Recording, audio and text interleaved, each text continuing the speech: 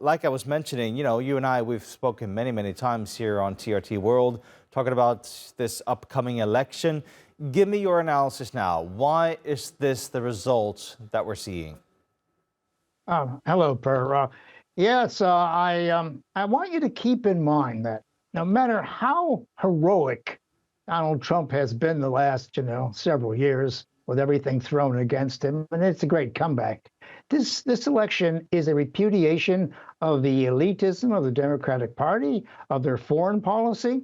That is their failure to bring the war in Ukraine to an end or even to stop it in the first place. It's a repudiation of their Middle East policy, believe it or not.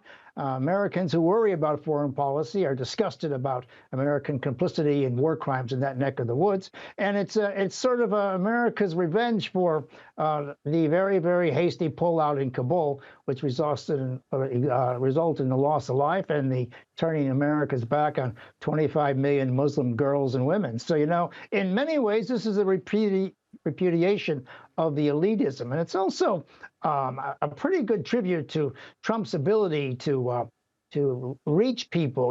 He's not about identity and race and gender, this identity politics. He reached out to people because they're hurting in terms of, filling their food baskets, their carts, putting gas in their cars, the things you mentioned, the ordinary things in life.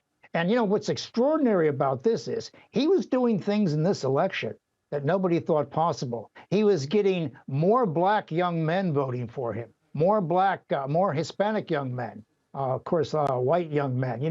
He defied all the odds here. He had one county, I think in Georgia, that hadn't voted Republican since 1870.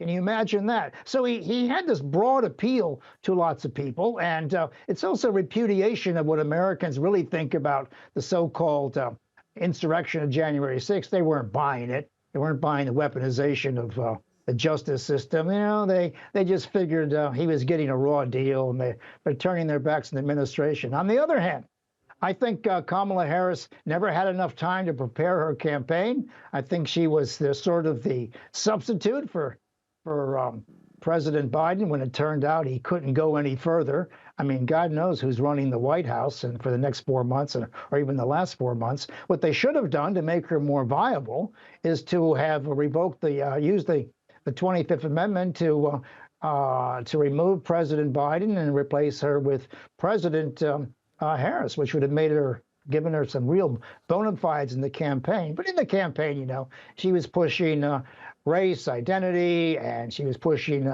the abortion issue. And keep in mind, the reason she didn't go to that L. Smith thing in New York was it was hosted by the Catholic Cardinal of New York, the titular head of 70 million American Catholics. And they didn't want to hear about their rights to abortion because technically they don't believe in it, so they can do whatever they want. So, she handled her campaign very badly. And at the end of the day, they just wanted somebody to sort of keep the Senate and the House of Representatives under control. This campaign, the Americans, political parties, spent $16 billion, most of it on polling. And the polling was atrocious. In fact, it was corrupt. That polling in Iowa was degenerated into propaganda. I mean, no one believes the polling anymore. I mean, you can go to a podcast. And of course, at the end, the Democrats brought out all the celebrities, Han Solo, Harrison Ford.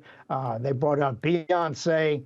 They brought out Oprah. I mean, when you start bringing out these people, you're in so much trouble that, you might as well go home. So it's a great victory for President Trump, who gets to do it all over again. And by the way, he gets to avoid going to jail. He's not going to be tried in any of these things. He's going to appoint an attorney general to pull the pin in all this. And then in an earlier package, you talked about the advantages of having control of the Senate. Right. It isn't just about legislation. It's about appointments. Every secretarial appointment and ambassador has to be cleared by the Senate. So when Trump has control of the Senate, he can put anybody he wants in the Department of Justice, Homeland Security. So he has a real advantage there. We'll have to see how this whole thing plays out. That's Joe Siracusa live for us from Perth, Australia. Thank you so much, Joe. Always good to see you here on the show. Okay.